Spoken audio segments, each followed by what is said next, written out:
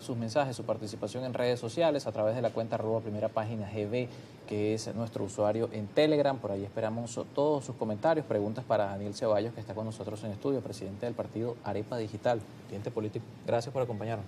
Buenos días, Carlos, y a todos que nos ven.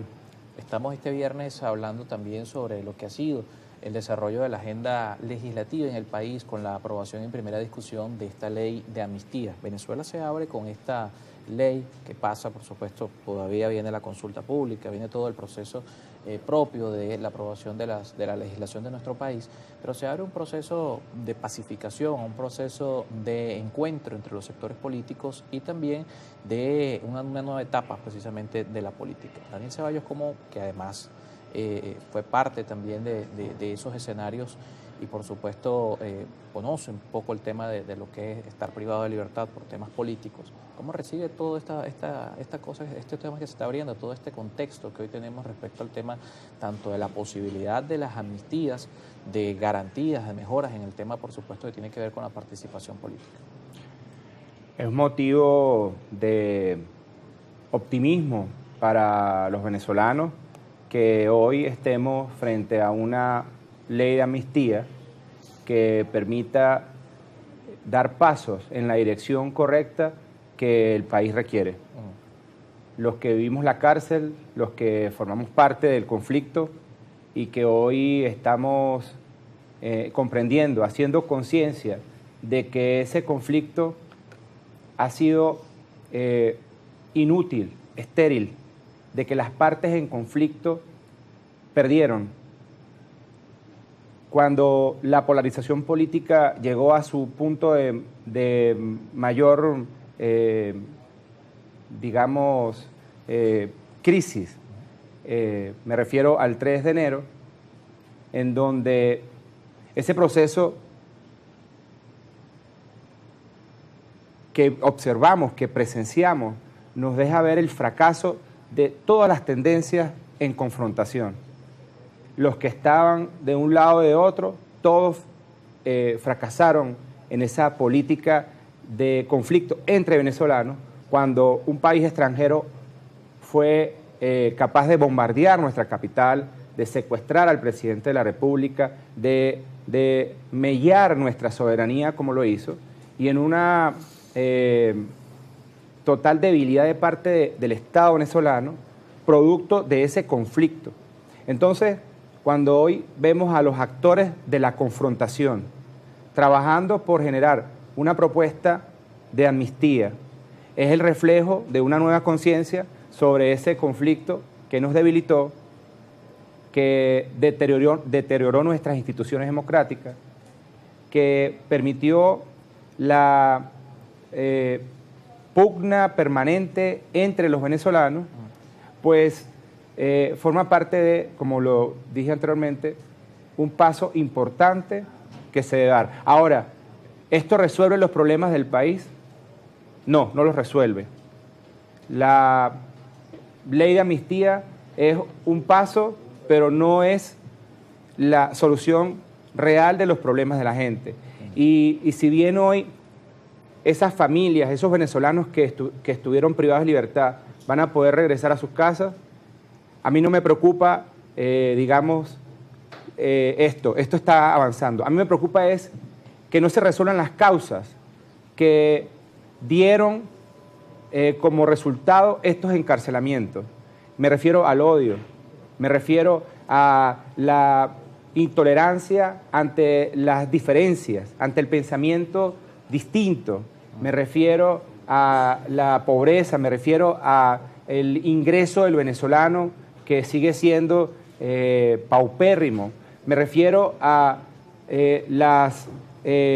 los sistemas que hoy son el de salud, el sistema de la infraestructura, todos estos elementos que configuraron la crisis que llevó a estos venezolanos a la cárcel. Entonces, me alegra por estos venezolanos que van a poder regresar a su casa, pero creo que debemos ocuparnos de que ese círculo que llevó a la cárcel a los venezolanos y que llevó a otros a encarcelar a los venezolanos en este conflicto estéril, inútil, se repita. Claro.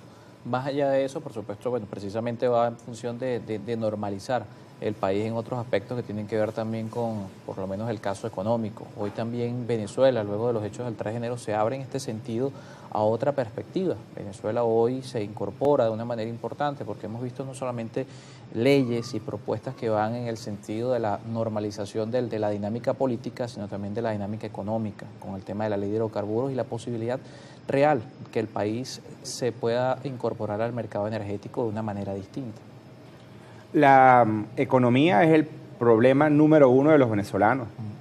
Resolver el ingreso del venezolano es fundamental.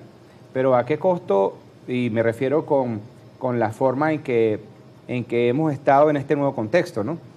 Quiero insistir en que el 3 de enero es el resultado de una contienda entre venezolanos, de un conflicto entre venezolanos que ha fracasado y que ha traído como resultado una afectación de nuestra soberanía, un debilitamiento de nuestras instituciones, que países extranjeros, que Estados Unidos concretamente tenga una injerencia directa en el uso y destino de nuestros recursos naturales. De modo que esta nueva situación que vivimos los venezolanos, este nuevo contexto, requiere de superar la confrontación, porque esa conciencia que debemos tener sobre el conflicto, ese conflicto entre venezolanos y su inutilidad nos permitirá realmente avanzar de manera sostenida en el tiempo.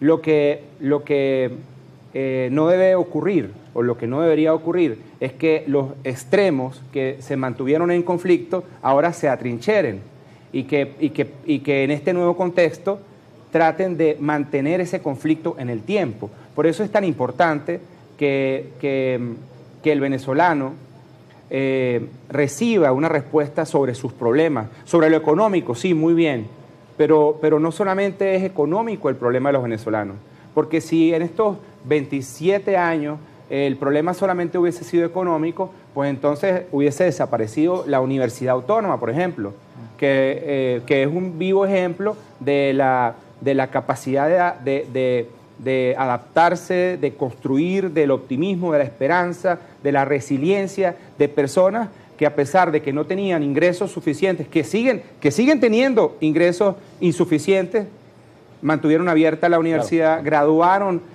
a jóvenes profesionales que destacan hoy en Venezuela y en el mundo. Entonces, también puedo hablar de los campesinos y productores que sin financiamiento, sin combustible, sin vías de comunicación, con un centenar de alcabalas para llegar a sus mercados, siguen estando allí de pie en esa resiliencia. Entonces, no solamente el problema es económico, aquí hay que atender también al espíritu del venezolano, a la venezolanidad.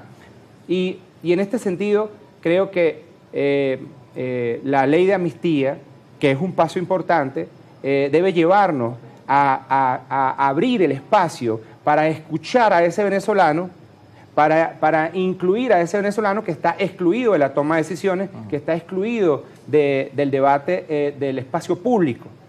Y que se siente, vamos a hacer una pausa y hablamos de eso, el venezolano que se siente lejano de la política, que siente que la política no le responde a esto. Que se ha defraudado de la política.